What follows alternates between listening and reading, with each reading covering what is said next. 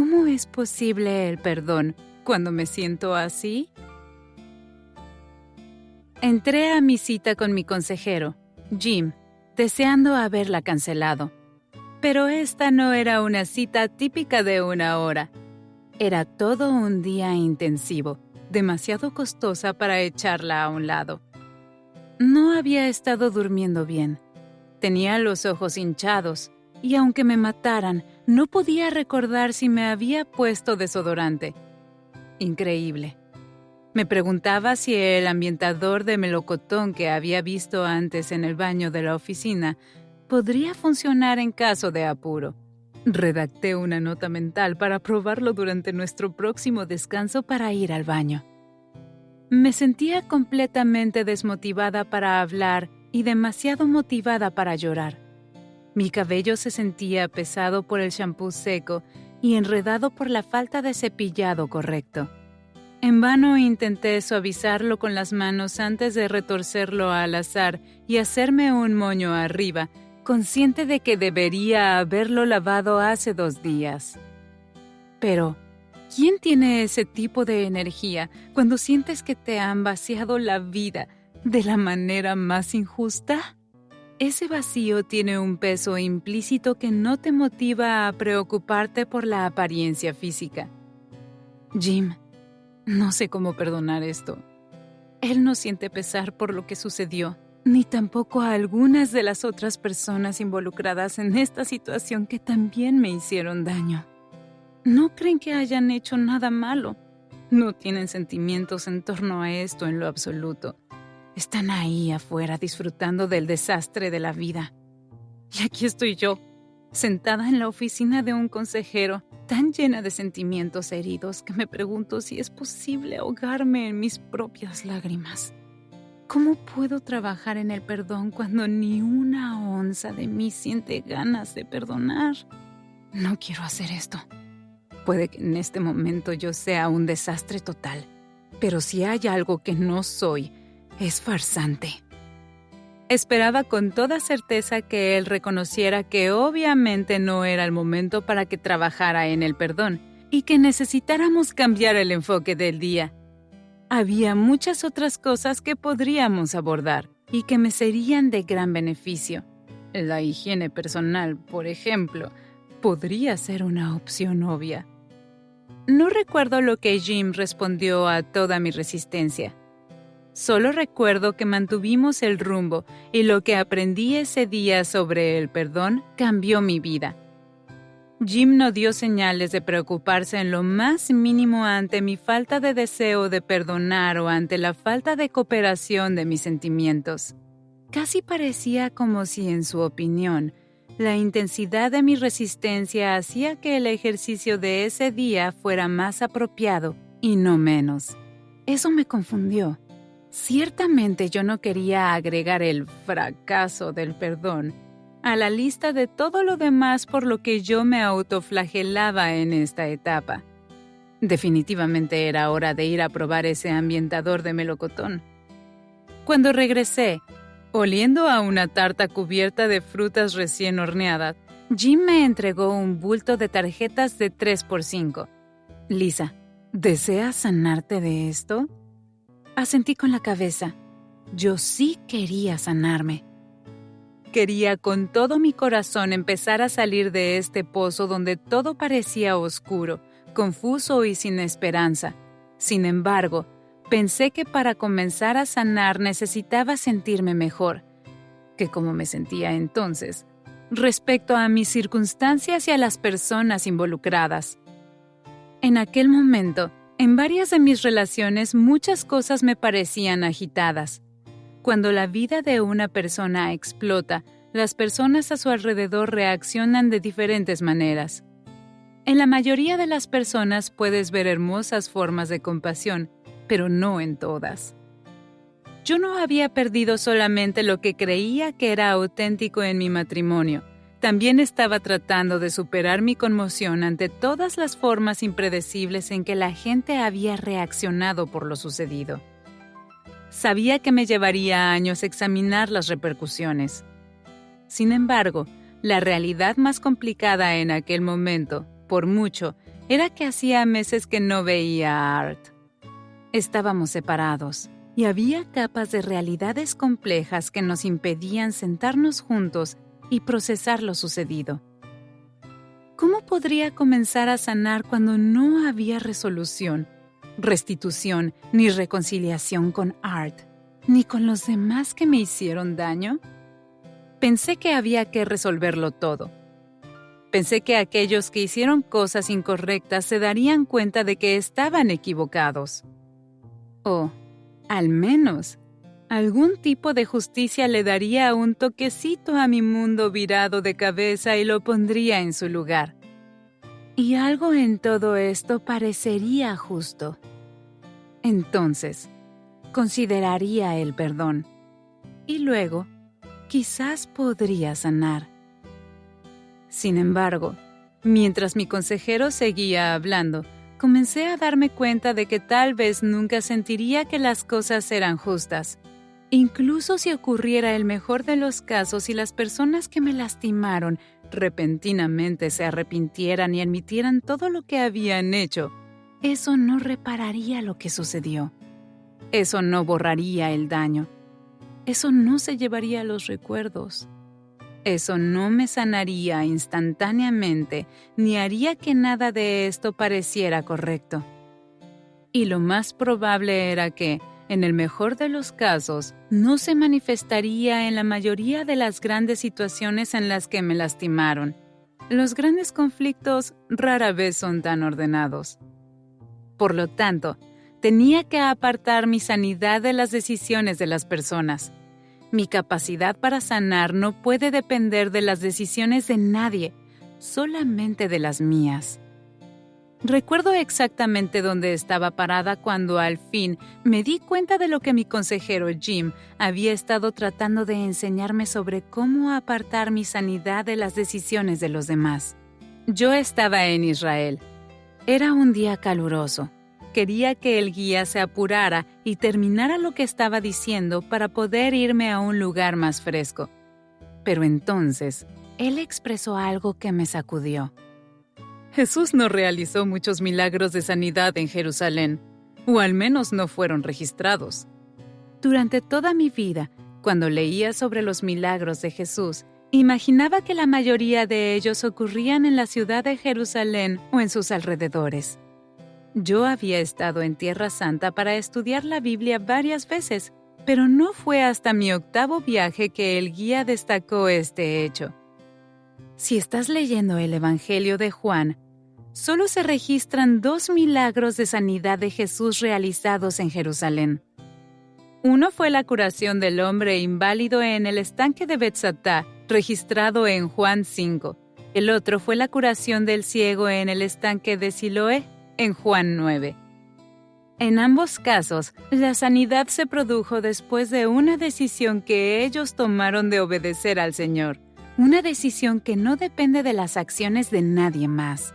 Al principio, el inválido pensaba que necesitaba la cooperación de otras personas para ayudarlo a llegar al estanque cuando los ángeles agitaban el agua, según la superstición que muchos creían. Entonces, cuando Jesús le preguntó, ¿quieres quedar sano? La respuesta del hombre no fue «sí». En cambio, le dio a Jesús una excusa basada en el hecho de que nadie lo ayudaba a llegar al agua. ¿No es sorprendente que el hombre estuviera tan concentrado en lo que otros necesitaban hacer que casi se pierde lo que Jesús podía hacer? Esto me desafía en muchas áreas. Yo no he estado paralizada como este hombre, pero sé muy bien lo que se siente cuando uno no puede avanzar sin que otras personas cooperen como creo que deberían cooperar. Sin embargo, Jesús nunca hizo un comentario sobre las personas con quienes el paralítico parecía tan obsesionado. Jesús simplemente le indicó que se levantara, recogiera su camilla y que anduviera. La Biblia luego plantea, al instante, aquel hombre quedó sano, así que tomó su camilla y echó a andar. Juan, capítulo 5, versículo 9. La sanidad no necesitó a nadie, más que al inválido y a Jesús.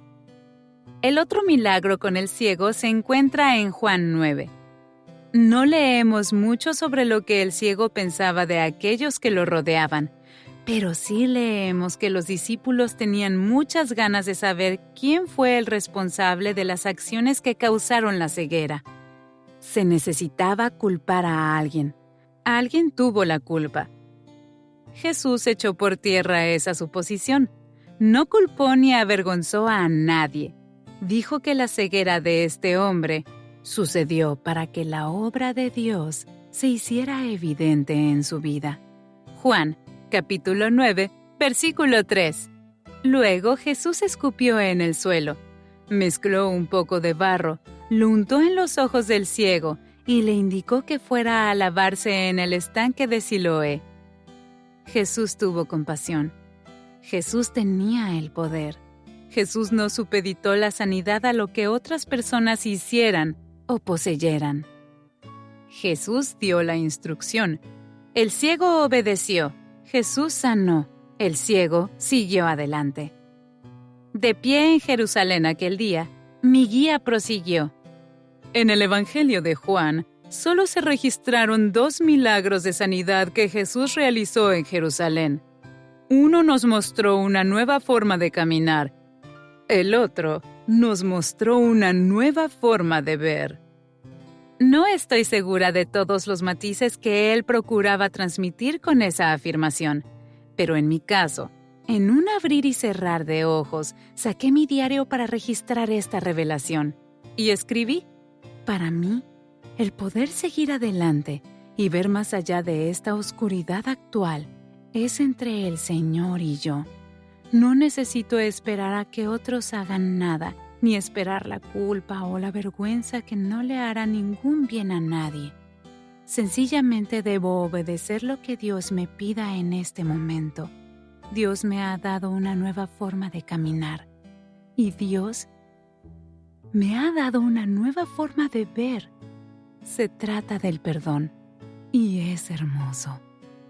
Tengo que poner mi sanidad en las manos del Señor. Necesito centrarme en lo que puedo hacer para acercarme a Él en obediencia. Y el perdón es lo que me pide. Debo apartar mi sanidad del arrepentimiento o la falta de éste por parte de los demás. Mi capacidad para sanar no puede estar condicionada a que otra persona desee mi perdón, sino solo a mi disposición a otorgarlo. Y tengo que apartar mi sanidad de que todo esto sea justo. Mi capacidad para sanar no puede estar condicionada a que la otra persona reciba las consecuencias adecuadas por su desobediencia, sino solo a mi obediencia a confiar en la justicia de Dios, ya sea que la vea o no. Mi sanidad es decisión mía. Puedo sanar, puedo perdonar, puedo confiar en Dios. Y nadie puede tomar como rehén ninguna de esas hermosas realidades.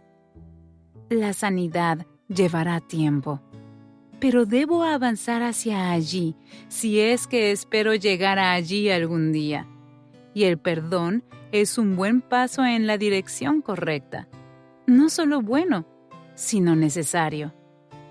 Cuando no seguimos adelante, cuando nos atascamos en nuestro dolor, incapaces de escapar del agarre de ese dolor amenazante, el trauma se arraiga.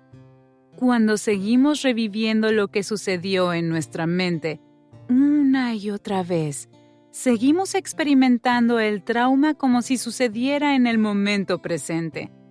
El tiempo se detiene con un chirrido. Nuestros corazones se aceleran con pulsaciones sumamente impredecibles y terriblemente incontrolables.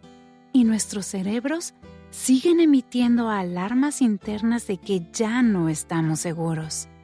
Esto es útil por un tiempo, ya que necesitamos escapar del peligro inmediato. Pero permanecer en este modo a largo plazo definitivamente no es saludable. Necesitamos con el tiempo avanzar hacia un estado de sanidad, de descanso.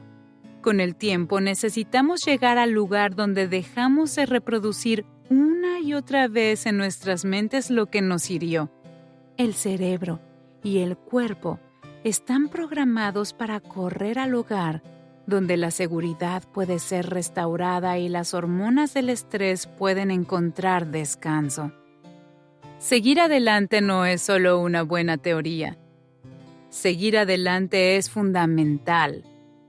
He leído esa oración de la cita anterior una y otra vez. El cerebro y el cuerpo están programados para correr al hogar. Hogar.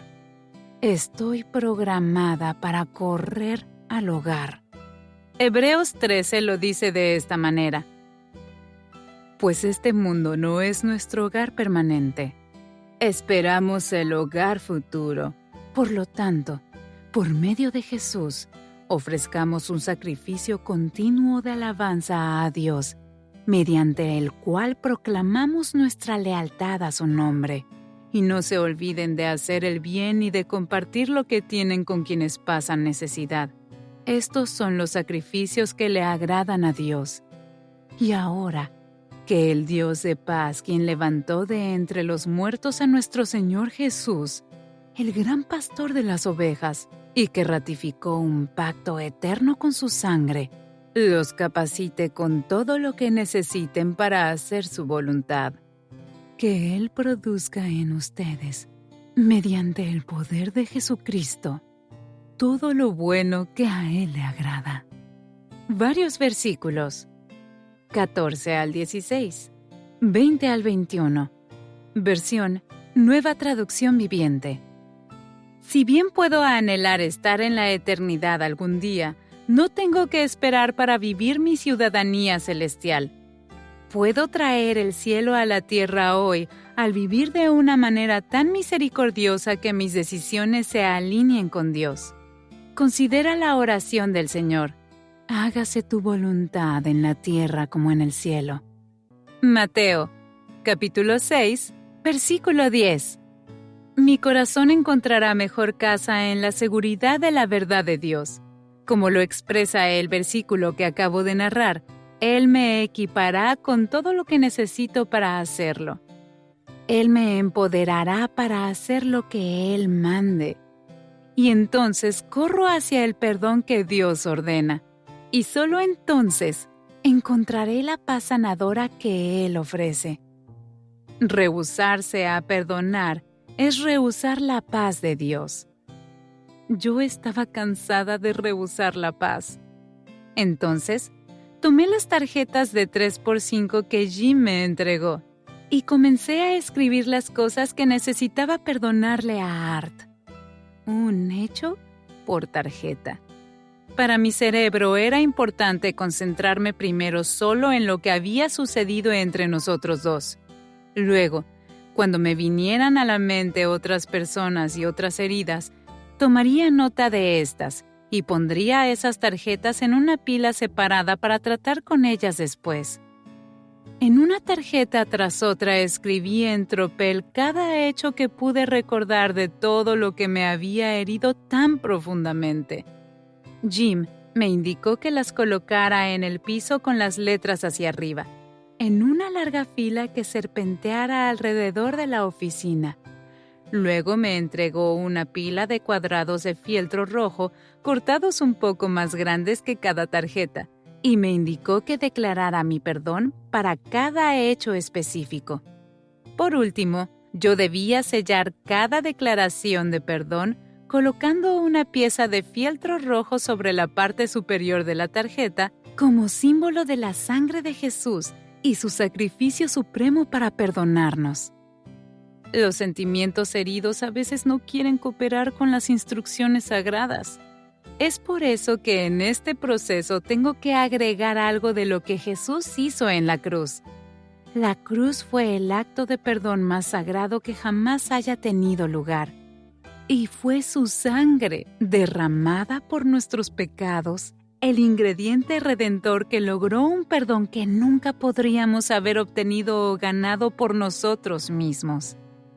Solamente tiene sentido incluir la sangre derramada de Jesús en mi acto de perdón cuando lograrlo por mi cuenta parece sumamente difícil. Tal vez hasta imposible. Jesús lo hace posible. Perdono a Art por guardar secretos, y lo que mis sentimientos aún no me permiten hacer, la sangre de Jesús lo cubrirá con creces. Perdono a Art por quebrantar nuestros votos maritales, y lo que mis sentimientos aún no me permiten hacer, la sangre de Jesús lo cubrirá.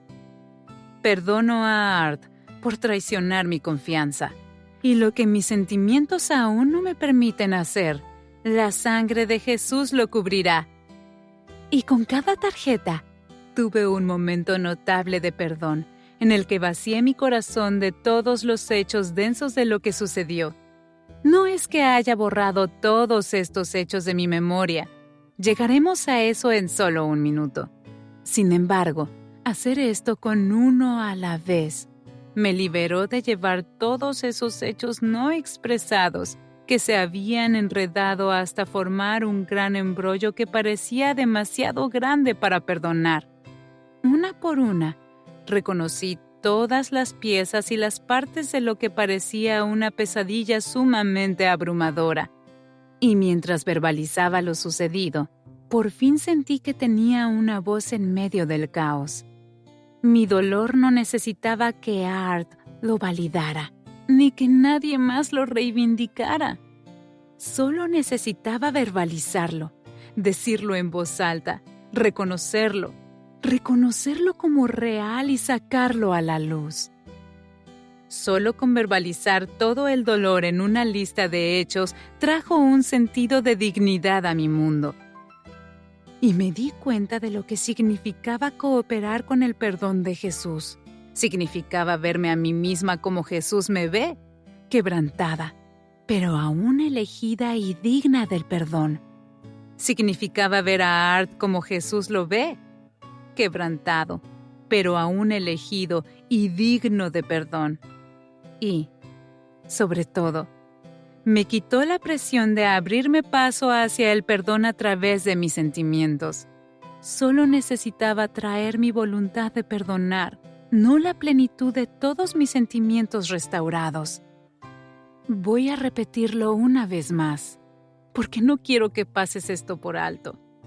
Solo necesitaba traer mi voluntad de perdonar, no la plenitud de todos mis sentimientos restaurados. Porque todo lo que mis sentimientos no permitían, la obra de Jesús en la cruz podría cubrirlo. Es posible que demore años en ordenar y sanar mis sentimientos, pero la decisión del perdón no tenía que esperar todo eso. Ahora comprendí que la decisión de perdonar era un paso importante a dar lo antes posible. Sería crucial tener en mente este momento señalado para poder tener seguridad del progreso definitivo que había logrado hacia la sanidad. De lo contrario, la naturaleza de la sanidad de 2 pasos adelante, 1 paso atrás, 3 pasos adelante, 6 pasos atrás, 5 pasos adelante, 1 paso atrás, me habría hecho dudar que estuviera logrando algún avance en absoluto. Si sacas la cuenta, en realidad estás avanzando más pasos hacia adelante que hacia atrás. Pero la sanidad emocional no es tan lineal y ordenada como un problema matemático. Cuando sentimientos desencadenados nublan nuestra visión con emociones intensas, resulta difícil ver el progreso. Y el progreso en cuanto al perdón puede ser difícil de señalar cuando la ira y la confusión que el daño causó no desaparecen inmediatamente al verbalizar una declaración de perdón. Pero ten en cuenta que esto no solo es normal, sino que es parte del proceso. Lo que estoy a punto de compartir contigo es uno de los secretos más cruciales para mantenerse en el camino hacia la sanidad integral cuando has sido herido profundamente. El perdón es, a la vez, una decisión y un proceso. Tú tomas la decisión de perdonar los hechos de lo que sucedió, pero luego debes también caminar a través del proceso de perdón por el impacto que esos hechos han tenido en ti. Cada trauma tiene un efecto inicial y un impacto a largo plazo. El efecto inicial en mi situación fue el descubrimiento de la aventura amorosa de mi esposo y los cambios inmediatos que como resultado se produjeron bruscamente en nuestro mundo. Hubo la conmoción y la devastación que ocurrieron durante la etapa de trauma y que se convirtieron en hechos de la historia. Aunque esa etapa ha terminado y han pasado muchos años de sanidad, todavía hay momentos en que me tropiezo con un mal recuerdo. O una declaración detona algo en mí y me siento abrumada por una inesperada ola de dolor. O me asalta un temor que despierta todo tipo de ansiedad y pensamientos irracionales. Ese es el impacto que tuvo este trauma en mí. Por ejemplo, si un conductor no se detuvo en el semáforo y golpeó tu vehículo con tal fuerza que tu pierna se fracturó en varios lugares, eso es lo que sucedió. Pero mucho después de que los huesos sanen, si ahora caminas cojeando o si padeces daño en los nervios o ya no puedes correr, el impacto del accidente continúa afectándote. Incluso después de perdonar al otro conductor por el hecho sucedido, habrá recordatorios constantes que detonarán respuestas emocionales continuas. Cada mañana, cuando te paras frente a tu armario y ves tus zapatos de correr, se desencadenan sentimientos con solo ver algo que solías disfrutar tanto y que ahora te ha sido quitado por una elección que no fue tuya. El sentimiento puede tener un rango de variación que va desde la desilusión, que desaparece rápidamente, hasta la amargura por la injusticia de todo lo ocurrido. Incluso puedes inventar historias en tu mente e imaginar al conductor que te golpeó corriendo, moviéndose libremente sin una preocupación en este mundo. La ira aumenta dentro de ti con tanta fuerza que casi te exige que hagas algo para corregir la balanza de la justicia. No obstante, así como aumenta la ira, también aumenta la confusión. Tal vez ya has verbalizado tu perdón hacia este conductor y lo hiciste sinceramente. Entonces, ¿cómo rayos podría esa ira, al borde de la rabia, estar dentro de tu corazón junto con ese momento señalado de perdón? Una vez más, incluso cuando has tomado la decisión de perdonar, detonantes como estos te recordarán que también hay un proceso de perdonar a las personas por el impacto que esto ha tenido en ti. En este escenario, estos detonantes operarán cada vez que recuerdes que tu pierna ya no funciona como antes del accidente. Cuando los detonantes aparecen, el día del trauma original se sentirá extremadamente presente una vez más. ¿Te ha sucedido esto? A mí también. Aquí es donde comenzamos a preguntarnos, y a dudar, y a sentirnos sin esperanza. Quizás el perdón no funciona, o quizás nuestro perdón no funciona. Nos preguntamos si algo anda mal en nosotros. Tal vez simplemente no somos capaces de ofrecer el tipo de perdón que otras personas, según parece, mejores personas, son capaces de ofrecer. O tal vez este agravio es demasiado grande. O tal vez nuestras emociones son demasiado frágiles. O tal vez solo pronunciamos las palabras, pero nunca lo hicimos desde el fondo de nuestro corazón. Supongo que eso podría ser cierto. Pero supongamos que si pronunciamos las palabras, incluso si nuestros sentimientos aún no hubieran logrado ponerse a la par completamente con la decisión de perdonar, y confiamos en que el Señor llenaría cualquier vacío, entonces esa decisión fue genuina. Entonces, ¿por qué toda esa lucha persistente con emociones profundas en torno a un incidente que ya hemos perdonado? La decisión de perdonar no enmienda todas las emociones dañadas. No elimina automáticamente la ira, la frustración, la duda, la confianza dañada o el miedo. Para trabajar en esas emociones, ahora debemos comenzar el proceso de perdonar a esa persona por el impacto.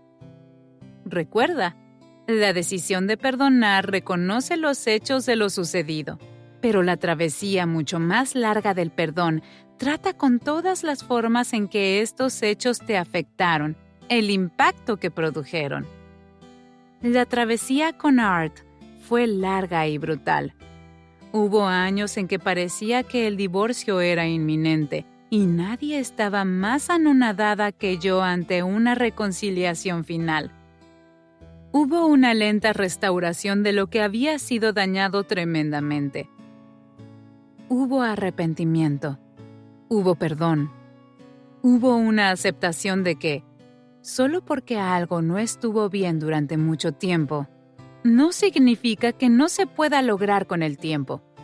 Hubo algo de sanidad que ambos trabajamos de manera individual, y luego estaba la decisión de que era hora de sanar juntos.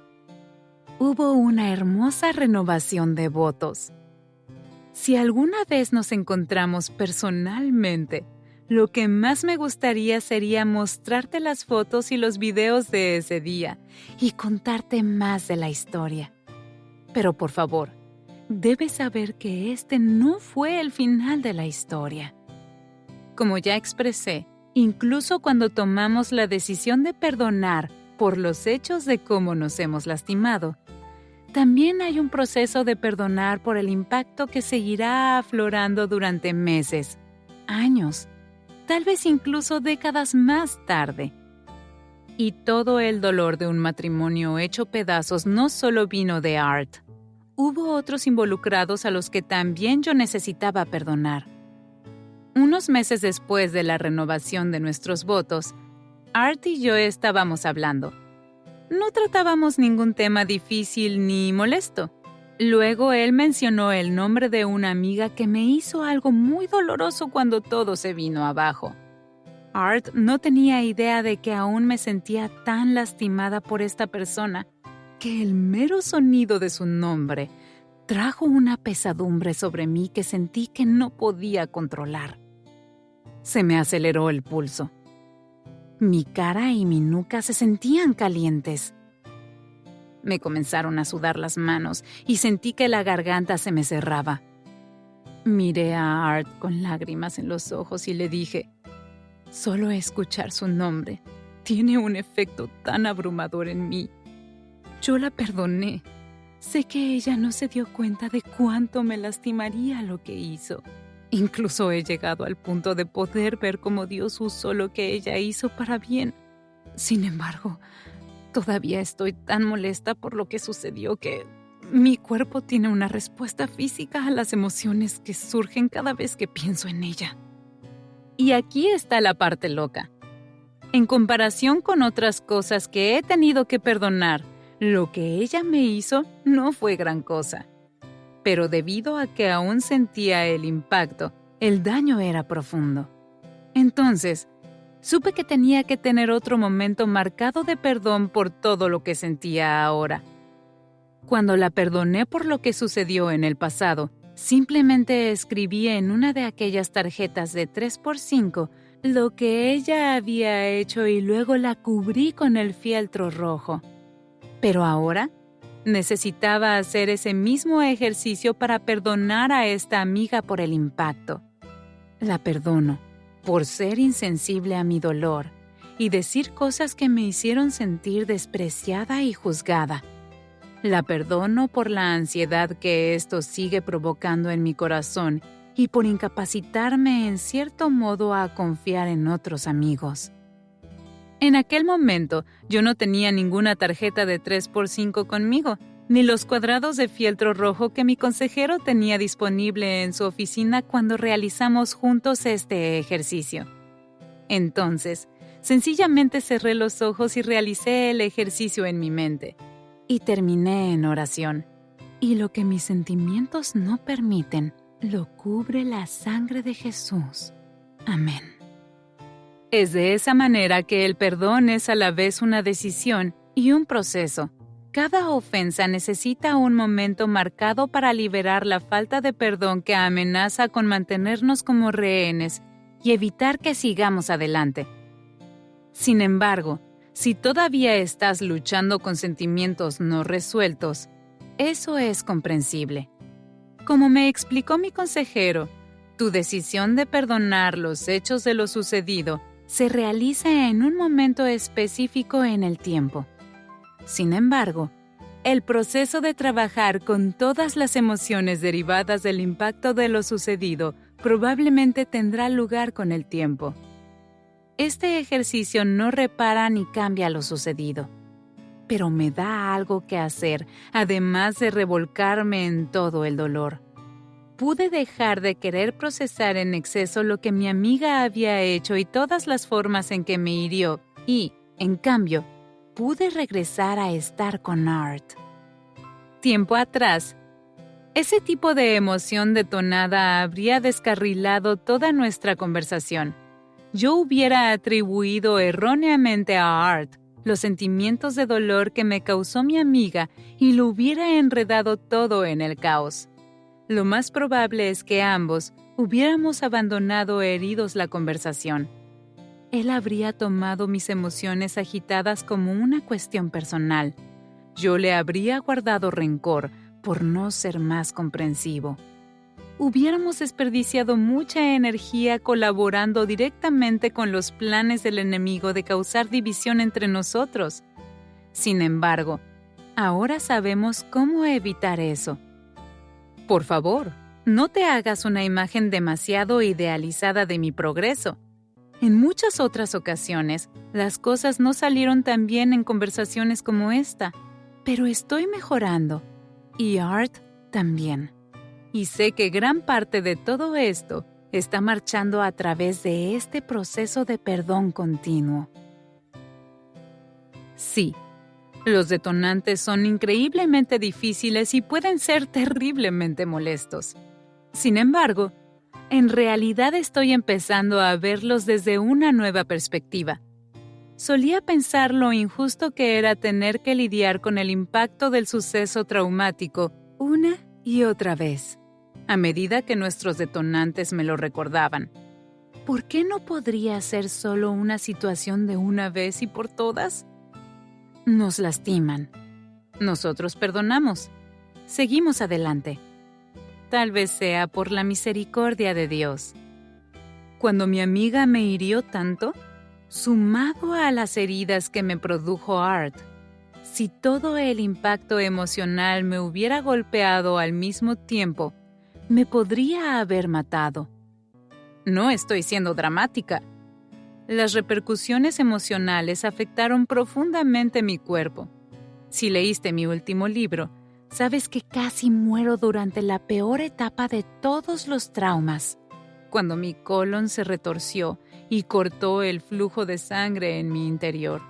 Me tuvieron que realizar una cirugía de emergencia para extirparme la mayor parte del colon, y luego pasé semanas en la sala de cuidados intensivos luchando por sobrevivir. El cirujano que me realizó la operación expresó posteriormente que cuando me abrió, el trauma era tan grave que parecía que me había atropellado un autobús. La mayoría de nosotros nunca veremos cómo el aferrarnos a nuestro dolor, resentimiento y falta de perdón puede llegar a verse en la realidad. Pero he observado algunas de las fotos de mi operación y estoy más convencida que nunca que el trauma emocional nos golpea con tanta dureza e impacto como casi cualquier otra cosa. Fue crucial que el impacto pleno de todo lo que Art y yo estábamos enfrentando no me golpeara de una sola vez. Ser capaz de ocuparme del impacto que se manifestó en los días, semanas y años posteriores es una gracia de Dios por varias razones. Mientras más tiempo trabajo en mi sanidad, mayor perspectiva puedo aportar a esos sentimientos desencadenados. Estos ya no son tan dominantes e intensos como lo fueron una vez. Todavía me molestan, pues llegan con una energía inherente que amenaza con llevarme a un lugar al que no quiero ir. Todavía pueden hacerme llorar, cerrarme o sentirme atemorizada o amenazada. Pero ahora he mejorado mucho en el sentido de que me siento en el espacio entre el sentimiento y la reacción. No siempre es tan apremiante, y estos sentimientos desencadenados ya no me descarrilan por completo como solían hacer.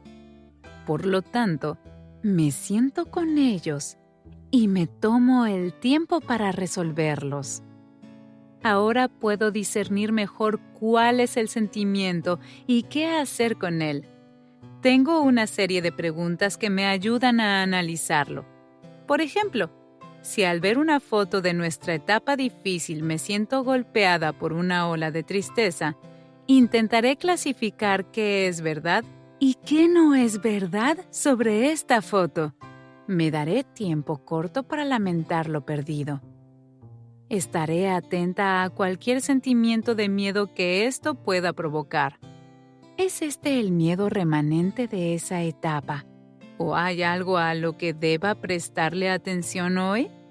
También mediré mi sentimiento hacia esta persona en una escala de bueno a neutral a frustrado a herido a enojado a desear represalias. Discerniré si necesito procesar esto en voz alta con alguien o simplemente resolverlo en mi propio diario. Entonces recordaré que el daño que causaron fue por un daño que ellos arrastraban. Eso no justifica sus acciones, pero me ayuda a tener compasión por el dolor que seguramente han sufrido. No tengo que conocer ninguno de los detalles de lo que sucedió en su pasado. Solo puedo dejar que esa comprensión lleve mis pensamientos de lo que me hicieron a cómo ellos quizás sufrieron. Y en esa compasión encuentro una similitud, que ambos somos seres humanos tratando de encontrar nuestro camino. Más adelante en este mensaje abordaremos el importante papel que juegan la compasión y las similitudes, lo que compartimos en común, en el proceso de perdón. Por ahora, me doy cuenta de que el dolor que pasó a través de ellos y llegó a mí es un momento de oportunidad más épico de lo que había comprendido. Ese dolor puede o bien atravesarme y ser desencadenado sobre otros, o bien yo puedo detenerlo aquí mismo, ahora mismo. El mundo puede volverse un poco más oscuro o más brillante solo por la decisión que yo tome en este momento. Entonces, inclino la cabeza y saco mentalmente otra tarjeta de 3x5 y los cuadrados de fieltro rojo y coopero con el perdón del Señor. Perdono a esta persona por cómo sus acciones de aquel entonces todavía me están impactando en la actualidad. Y lo que sea que mis sentimientos aún no permitan, lo cubrirá la sangre de Jesús. Otro acto de perdón representa aún más sanidad y claridad. Otra pincelada intencional de belleza reemplaza lentamente la oscuridad con matices de luz creíble.